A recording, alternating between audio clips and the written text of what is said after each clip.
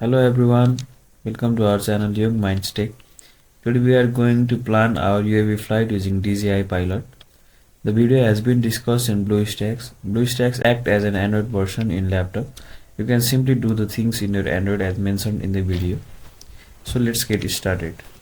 You can simply download the DJI Pilot app from Google. Also the link will be provided in description. Then open the DJI Pilot app. The interface will be as shown in the video. Then click on the mission flight. Then we click on create a route.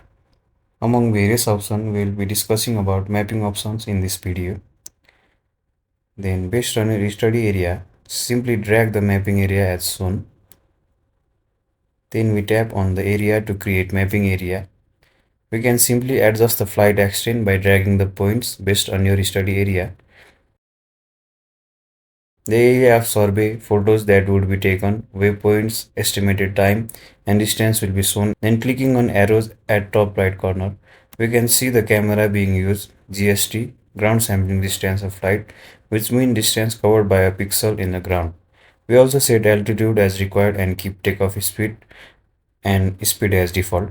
Then upon completion of the flight, we would want our drone to return to home, the point where drone took off. We can set overlaps in our photographs by clicking on the advanced setting. Side overlap and frontal overlap are set as per requirements and accuracy required. Overlap also affect photos and estimated time of flight. Also, course angle should be so chosen that the time of flight would be less. Margin is set accordingly. It covers the certain area beyond our area of study. Then by clicking on blue button on left, we are ready to fly.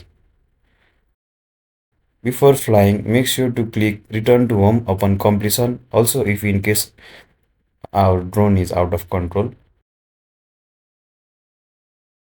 Finally, save your data and you are ready to go.